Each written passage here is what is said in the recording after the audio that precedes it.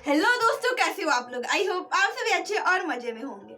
मेरा नाम है भारती। आज के वीडियो में हम लोग क्या पढ़ने वाले हैं। आज के वीडियो में हम लोग बायोलॉजी का एक टॉपिक, इस टॉपिक का क्या नाम है, उस टॉपिक का नाम है शेल्टर मैनेजमेंट। अब देखो, ये शेल्टर की बात हो रही है तो यहाँ पर दो ही क्वेश्चन अराइज होता है। या तो ये इंसानों के बारे में, एनिमल्स के, ह्यूमन के बारे में, या तो ये एनिमल्स के बारे में हो रहा होगा। तो यहाँ पर हम लोग शेल्टर मैनेजमेंट के बारे में बात कर रहे हैं, बट वो कैटल्स का, या तो फिर कह सकते हैं कि एनिमल्स की,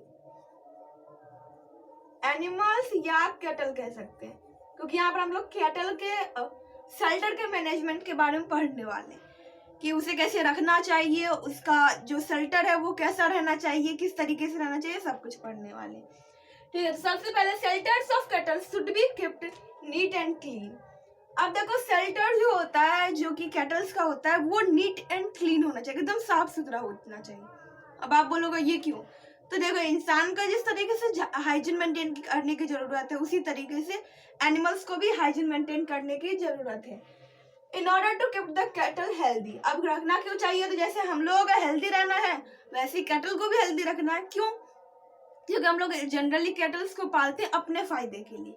अपने फायदे के लिए मतलब या तो फिर मिल्क प्रोडक्शन के लिए, या तो फिर मीट, या किसी दूसरे पर्पज से हम लोग उसे किसी न किसी पर्पज से ही हम लोग उसे पालते हैं। ठीक है, तो हम अगर उसे हेल्दी रखेंगे तभी तो हमें वो मिल पाएगा जो हम लोग चाहते हैं। The cattle should be kept clean and should be provided with a covered shelter that can protect them from harsh weather। अब देखो, जिस तरीके से जहाँ पर रह रहा है कैटल, उस जगह को साफ करने के साथ साथ कैटल को भी साफ रखना है।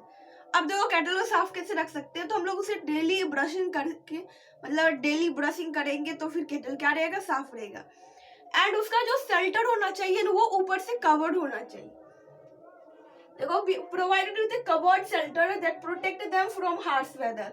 उसका जो शेल्टर होगा वो ऊपर से कवर रहना चाहिए। आप गांव वगैरह में जाते होंगे तो आप लोग देखते होंगे कि बहुत जगह ऐसा होता है ना कि जो एनिमल्स को, जो पेट एनिमल्स को, या कि जो भी कैटल्स को रखे जाते हैं, उन सबको वो लोग क्या करते हैं ना, पेड़ में बांध के रख देते हैं। अब वो हमेशा पूरी जिंदगी उस पेड़ के नीचे ही बिताते हैं। तो ऐसा नहीं रहना चाहिए। उसको एक प्रॉपर शेल्टर मिलना चाहिए जो कि नीट एंड क्लीन रहना चाहिए, एंड ऊपर से कवर रहना चाहिए। ऊपर से कवर क्यों? ताकि उसे हार्श वेदर से बचा सके। अब जैसे देखो, बारिश होगी तो बारिश का पानी उस पर गिरेगा तो उससे वो बीमार हो सकता है, या बहुत ही ज्यादा गर्मी रहेगी या बहुत ही ज्यादा ठंडी रहेगी तो उससे क्या हो सकता है, वो उस पर इफेक्ट डालेगा और उससे उसकी जो हेल्थ है वो बिगड़ सकती है। सो उसे साफ रखने के साथ साथ उसको एक कवर्ड शेल्टर चाहिए जो उसको हार्श वेदर से बचा सके। ठीक है, the floor of shelter should be kept dry and clean. अब देखो, जो फ्लोर होता है ना, वो क्या होना चाहिए, ड्राई भी रहना चाहिए एंड क्लीन भी रहना चाहिए। अब लोग गांव में देखते होंगे कि जो जहाँ पर कैटल रहता है, जो घर होती है उसके, वहां पर ना मतलब कि पानी हमेशा फैला हुआ रहता है, या वो जो वेस्ट रिलीज करता है वो सारा वेस्ट सब उधर ही फैला रहता है। जो पूरा उसका ग्राउंड होता है ना, वो पूरा मॉइस्चर होता है। ठीक है, और उस पर फिर कैटल बैठते हैं, फिर उसके पीठ में पूरा वो लग जाता है।